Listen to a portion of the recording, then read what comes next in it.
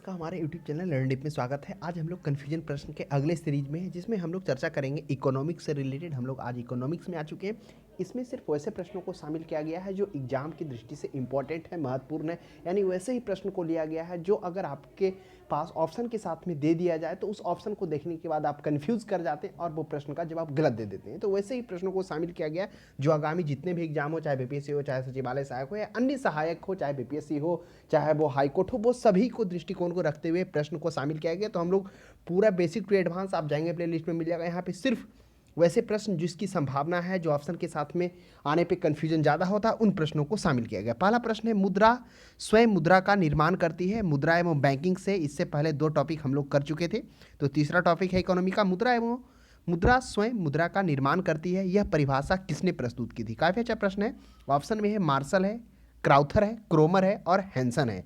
तो देखिए, मुद्रा स्वयं मुद्रा का निर्माण करती है, जो परिभाषा सबसे पहले जो दिया गया था वह क्रोमर जो थे इकोनॉमिक्स, उनके द्वारा यह परिभाषा दिया गया था। थोड़ा सा मुद्रा के बारे में जानते हैं। मुद्रा वस्तु और सेवाओं के विनिमय के माध्यम के रूप में प्रयोग किया जाता है। विनिमय मतलब क्या हो गया? कोई भी वस्तु का क्रय विक्रय खरीद सकते हैं या बेच सकते हैं, तो उसके लिए जो माध्यम होता है वो मुद्रा ही कहलाता है। मुद्रा वह वस्तु है जो सभी प्रकार के लेन देन में भुगतान के माध्यम के रूप में प्रयुक्त किया जाता है। आगे हम लोग प्रश्न नंबर 2 में देखते हैं, ग्रेसम का नियम निम्नलिखित में से किससे संबंधित है? तो जो ग्रेसम का नियम है, उपभोग एवं मांग, आपूर्ति एवं मांग, मुद्रा के प्रचलन, घाटे की अर्थव्यवस्था।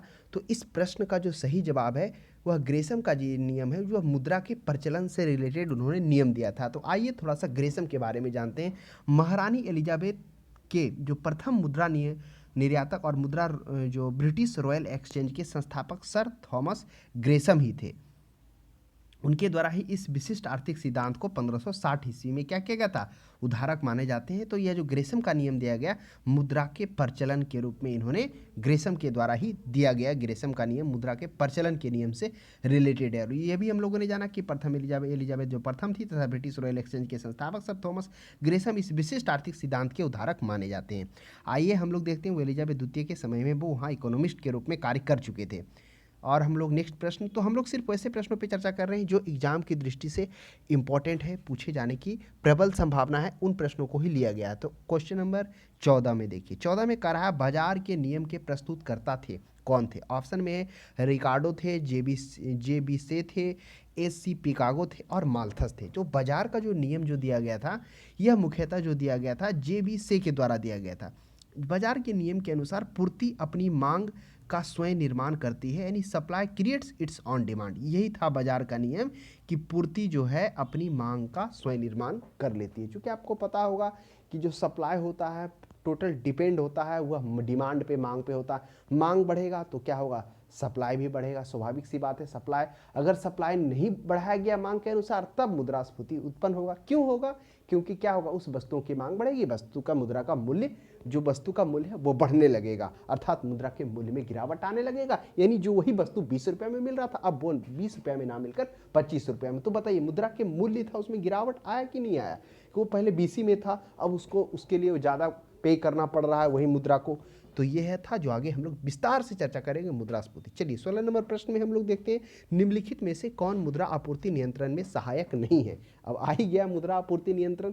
देखिए, ऑप्शन में है मुक्त बाजार नीति, मुद्रा आरक्षित अनुपात जिसे सीआरआर, कैश रिजर्व रेशियो कहते हैं, बैंक दर नीति और मार्जिन आवश्यकता में परिवर्तन। तो इस प्रश्न का जो सही जवाब है वह मुक्त बाजार नीति। यह मुद्रा आपूर्ति नियंत्रण में सहायक नहीं है। मुद्रा को जो आपूर्ति किया जाता है, मुद्रा आपूर्ति का अर्थ आप समझ सकते हैं। आपूर्ति मतलब होगा किसी देश में निश्चित समय पर सभी प्रकार की मुद्राओं के कुल योग को ही मुद्रा आपूर्ति कह सकते हैं आप। तो उसके नियंत्रण के लिए कौन सा सहायक नहीं है? मुद्रा आपूर्ति को नियंत्रण के लिए मुद्रा आरक्षित अनुपात, सीआरआर। सीआरआर आपको पता होगा, कैश रिजर्व रेशियो। यानी कि कोई भी जो वाणिज्य बैंक होती है वह क्या करती है? नगद आरक्षित कोष में के लिए वह भारतीय रिजर्व बैंक के पास में अपना वह कुछ पैसा जमा करती है, जो कि आरबीआई के द्वारा फिक्स किया जाता है। अभी 4.3 था, ये आगे पीछे थोड़ा बहुत होते रहता है।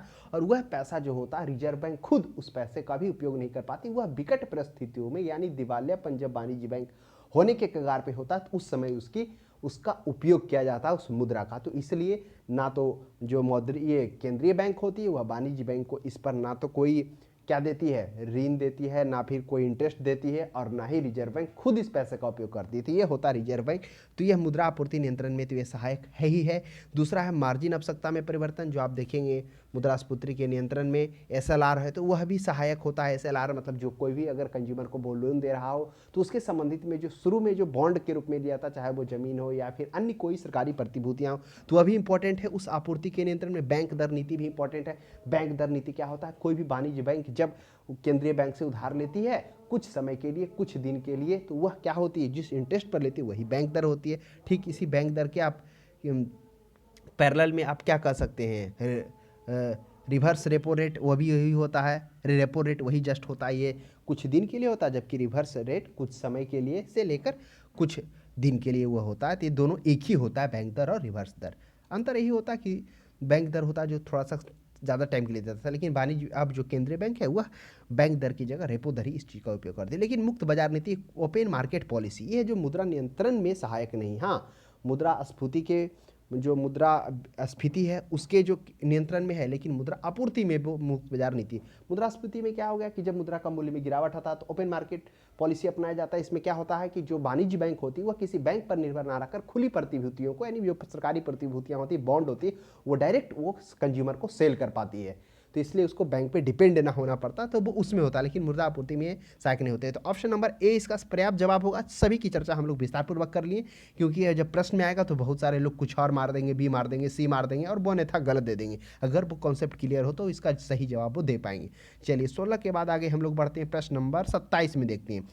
27 में कह रहा है कि भारत में मुद्रास्फीति ज्ञात करने के लिए किसका प्रयोग किया था। काफ़ी अच्छा प्रश्न है, आपको पता होना चाहिए। जो मुद्रास्फीति को ज्ञात करने के लिए मुख्यतः दो चीज़ का उपयोग किया जाता है। अब मुद्रास्फीति क्या होता है, देखिए मुद्रास्फीति ज्ञात क्यों किया जाता है, मुद्रास्फीति होता क्या है। स्फीति का मतलब होता है फैलाव, यानी मुद्रा के मूल्य में फैलाव। ये मुद्रास्फीति कब होता है, मुद्रास्फीति 2-3 परिस्थिति में होता है। बहुत सारे सब्जेक्ट पे डिपेंड करता है कि परिस्थिति क्या है। अगर सप्लाई भी अगर क्या हो रहा, मांग के अनुसार नहीं हो रहा, उस समय भी हो सकता है। मुद्रा के मूल्य में गिरावट आने पे भी हो सकता है। तो मुद्रास्फीति मुद्रा का फैलाव होता है, मुद्रा के मूल्य में कमी होता है, वही मुद्रास्फीति कहलाता है।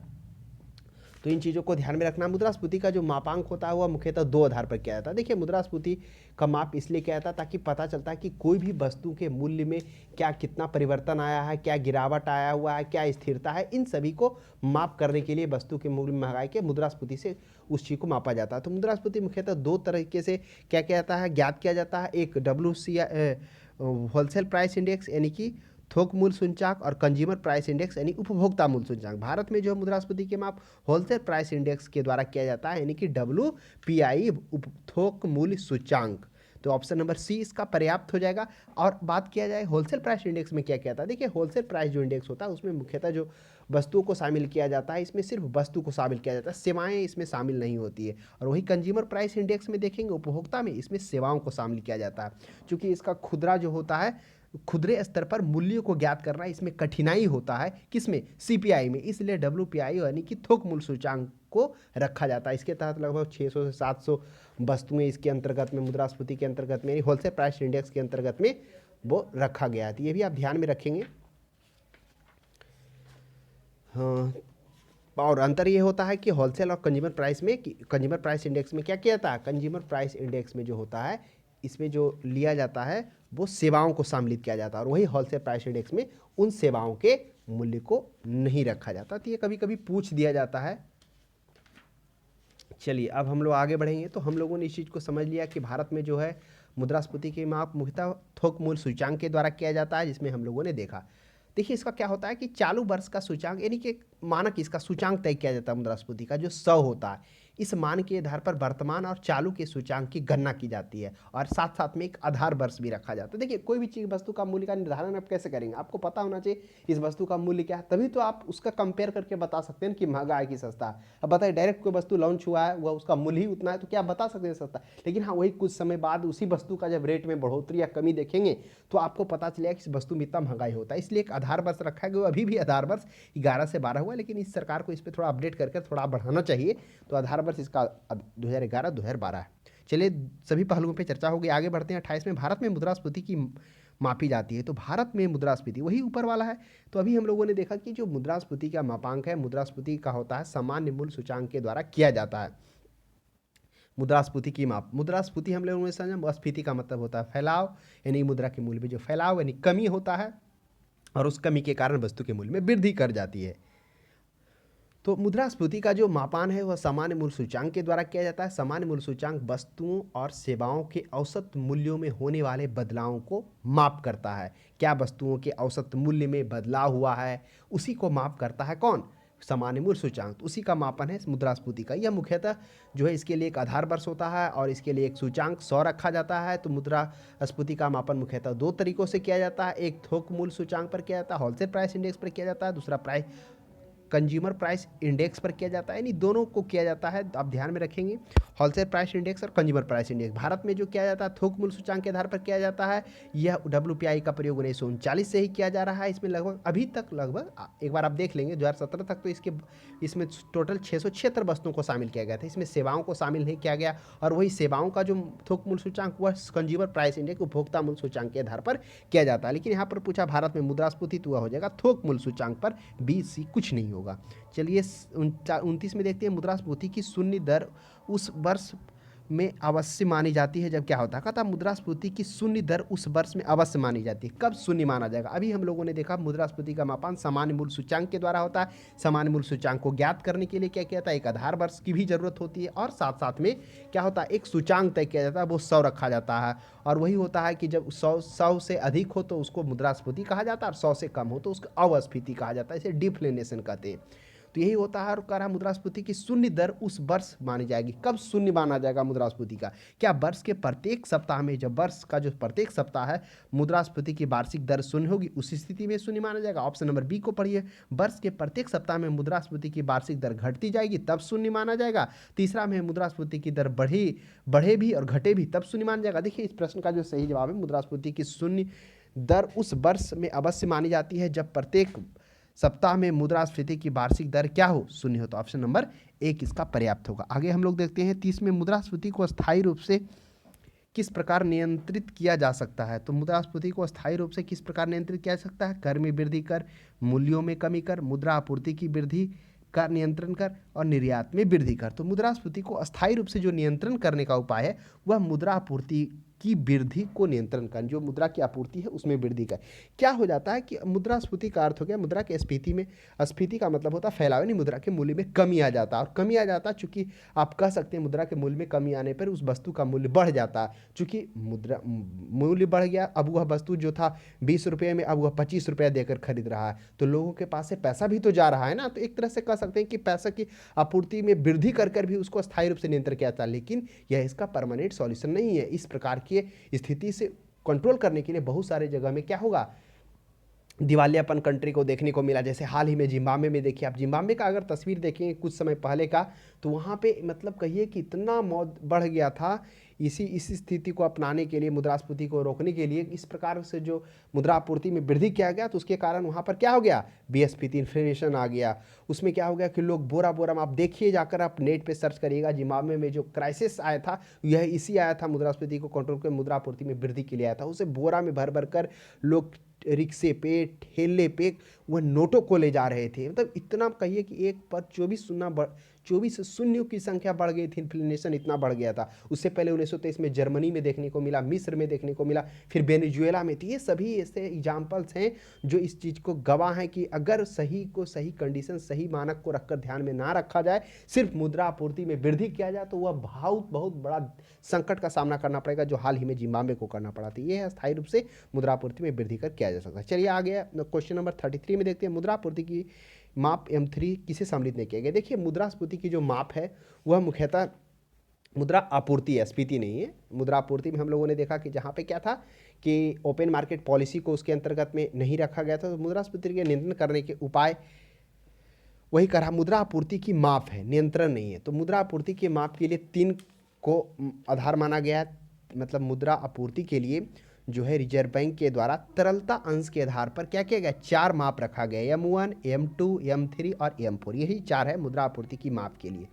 हाँ, मुद्रा आपूर्ति मुद्रास्फीति के नियंत्रण के लिए बोला गया, लेकिन यहाँ आपूर्ति है, यहाँ मुद्रास्फीति नहीं है। तो ये चीज़ों को भी प्रश्न को ध्यान में पढ़ते हुए चलना, आपूर्ति स्फीति, क्योंकि इससे पहले एक प्रश्न आया था जिसमें आपूर्ति से रिलेटेड था, जिसमें हम लोगों ने जाना था कि कौन सा मुद्रा आपूर्ति नियंत्रण में सहायक नहीं है, जिसमें ओपन मार्केट पॉलिसी। ठीक उसी प्रकार मुद्रा आपूर्ति की माप के लिए जो रिजर्व बैंक के द्वारा तरलता अंश के आधार पर 4 माप तैयार किए गए, M1 M2। देखिए M1 में क्या होता है, जो आपके पास कैश है और बैंकों के पास जो आपका जो डिपॉजिट मांग जमा राशि है, जो अकाउंट होता है, सेविंग अकाउंट हो चाहे करेंट अकाउंट, वो M1 के अंतर्गत। M2 के अंतर्गत में क्या होता है, जो आपके पास पैसा तो है ही है, प्लस डाकघर में जो मांग जमा है वो आ जाएगा दूसरा में। M3 में आ जाएगा M1 के साथ साथ में जो बैंकों के पास जो सावधिक जमा है, यानी कि या तो फिक्स डिपॉजिट हो या फिर आपका अकाउंट हो, सेविंग हो या करेंट हो, तो फिक्स डिपॉजिट या टर्म डिपॉजिट कुछ भी हो तो वह M3 में आ जाता है। तो कह रहा है कि M3 के अंतर्गत में क्या नहीं रखा गया है, जनता के पास नगद मुद्रा रखा गया है, बैंकों की मांग जमा यह भी रखा गया, बैंकों की सावधिक जमा यानी फिक्स डिपॉजिट को भी रखा गया,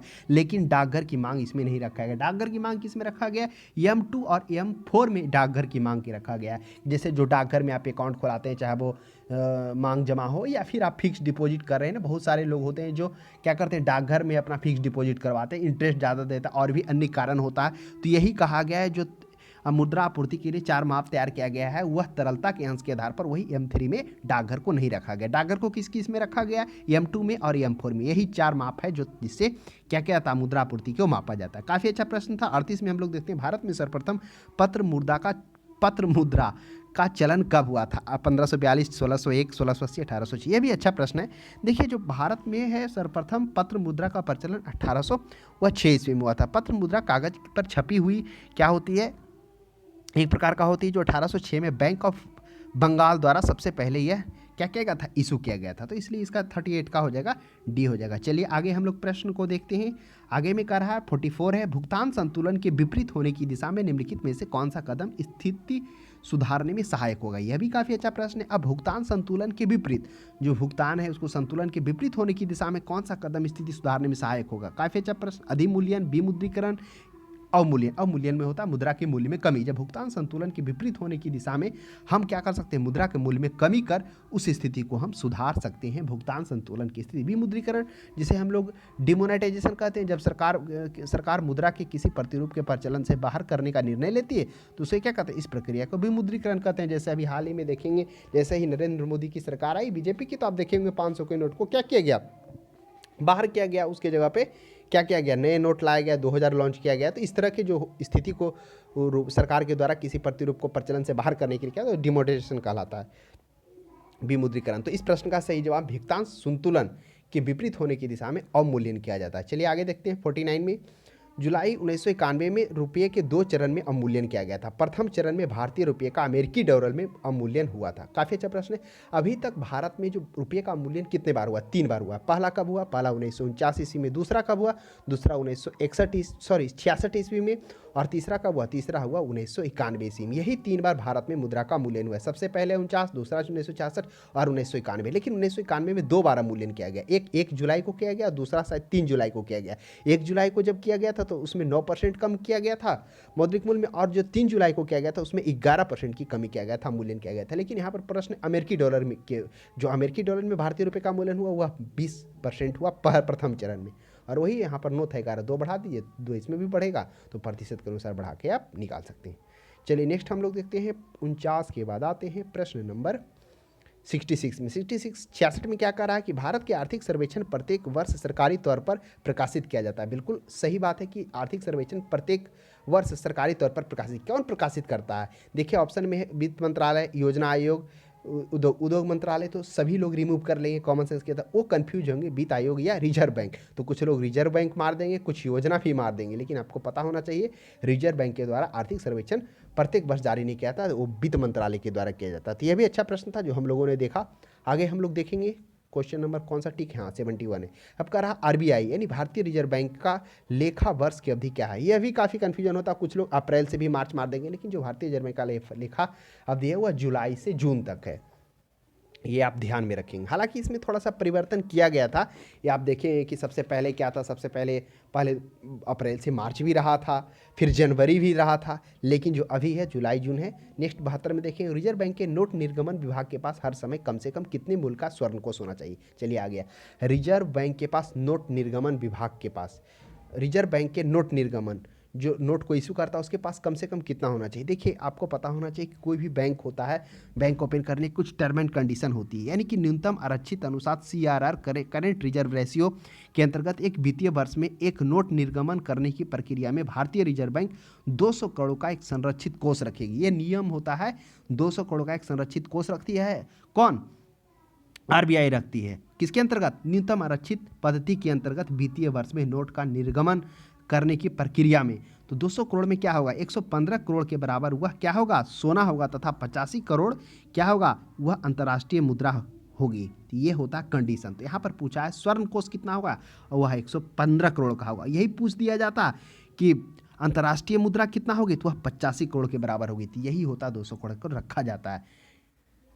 अब कोई भी बैंक अगर वो चाह रहे हैं खोलना, तो ये कंडीशन को ध्यान में रखेंगे, वही उन्हीं को मिल पाएगा। 77 में देखिए कि भारत में 20 रुपये और इससे उच्च मूल्य वर्ग के नोटों की छपाई के प्रेस होती है। कह रहा है 20 रुपये, यहाँ पे 1 रुपये 2 रुपये 5 रुपये नहीं है, 20 रुपये में उससे उठे। तो ये जो सही इसका जवाब हो जाएगा 77 का, आपको वह देवास में मिलेगा। अब प्रश्न उठता है क्या नासिक में कोई नहीं है, क्या हैदराबाद नहीं है। आपको पता होगा जो भारत में 4 जगह नोटों की क्या होती है, छपाई होती है। पहला तो देवास हो ही गया, इसमें 20 रुपये से ऊपर होता है। आप 20 रुपये से ऊपर 20 रुपया 50 रुपया 100 रुपया मानिए, और उससे नीचे पहला देवास हो गया। दूसरा नासिक, नासिक कहाँ, महाराष्ट्र में है।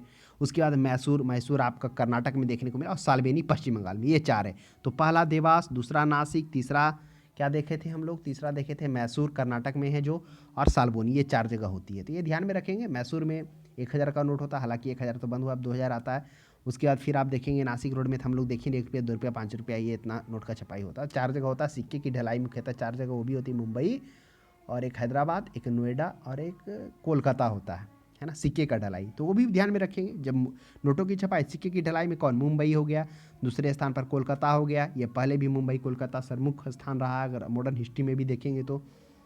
उसके बाद हैदराबाद और नोएडा। चलिए वो हम लोगों ने नोट सिक्के की ढलाई के बारे में जाना। चलिए भारत में करेंसी नोटों के पिछले भाग पर कितनी भाषाएं रहती है, 12, 13, 14। प्रश्न काफ़ी अच्छा है, कुछ लोग 14 भी मार देंगे, लेकिन आपको पता होना चाहिए टोटल भाषाएं 15 भाषाएं होती है, वो ध्यान में आप रखेंगे। उसके बाद हम लोग देखते हैं 87 में चमकता हुआ सितारा किस राष्ट्रीयकृत बैंक का प्रतीक है। कुछ बैंक है यहाँ पर, उसका कुछ इंडिकेशन है। तो बैंक ऑफ इंडिया का आपका पता होगा, चमकता हुआ सितारा है ना, इस तरह से है, बैंक ऑफ इंडिया का है। उसके बाद पड़ोसी देश अफगानिस्तान में पहली शाखा खोलने वाला भारत का राष्ट्रीयकृत बैंक, ऑप्शन में भारतीय स्टेट बैंक, भारतीय रिजर्व बैंक। कुछ लोग तो भारतीय स्टेट बैंक देखेंगे और तुरंत इसे टिक मार देंगे, उन्हें लगेगा कि भारतीय स्टेट बैंक सबसे बड़ा बैंक है, सबसे ज़्यादा शाखाएं हैं। यह सही बात है कि बड़े बैंक है, इसका धनराशि भी अन्य बैंकों की तुलना में ज़्यादा है, उसके बाद इसके शाखाएं भी ज़्यादा है। लेकिन ये गलत है कि अफगानिस्तान में इसकी अपनी भारत का प्रथम राष्ट्रीयकृत बैंक शाखा खोला हुआ पंजाब नेशनल बैंक खोला था। चलिए कैनाफीना किस भारतीय राष्ट्रीयकृत बैंक की अनुषांगिक संस्था है, तो वह केनरा बैंक का अनुषांगिक संस्था कैनाफीना। तो ये ध्यान में रखेंगे आप। आगे देखेंगे 90 में भारतीय बैंकों का कहाँ अधिकतम शाखाएं हैं। यह भी काफ़ी अच्छा प्रश्न है। क्या USA में है, क्या UK में है, बांग्लादेश में। तो आपको पता होगा वह ब्रिटिश में ही होगा। तो इस प्रश्न का सही जवाब आपको हो जाएगा UK में हो जाएगा। लगभग 81 ब्रिटेन में है। उसके बाद और भी है, जैसे हांगकांग में 13 है, सिंगापुर में 12 है भारतीय बैंकों की शाखाएं। अब कर रहा है एक और प्रश्न है, भारत में सर्वाधिक किस विदेशी बैंक के, तो जिस प्रकार ब्रिटेन, क्योंकि ब्रिटेन भारत में क्या क्या 200 वर्षों तक शासन किया, तो बहुत सारे चीज़ तो आप देखेंगे 1935 के अधिनियम से हमारे संविधान में भी लिया गया, बहुत सारा कानून, बहुत सारा चीज़ जो है उसके अधीन से लिया गया, उसको अपनाया गया, तो प्रभाव भी रहा है। तो वही स्टैंडर्ड चार्टर बैंक जो हेडक्वार्टर लंदन है, वही स्टैंडर्ड चार्टर बैंक का क्या है, भारत में सर्वाधिक शाखाएँ हैं। लगभग इसका शायद कहिए ना, मतलब कहिए कि 42 शहरों में 99 शाखाओं के साथ भारत में सबसे अधिक अंतर्राष्ट्रीय बैंकों के साथ में ये है। 9-10 का हम रिपोर्ट बता रहे हैं, ये आप लेटेस्ट देख लीजिएगा, आप अपडेट होगा।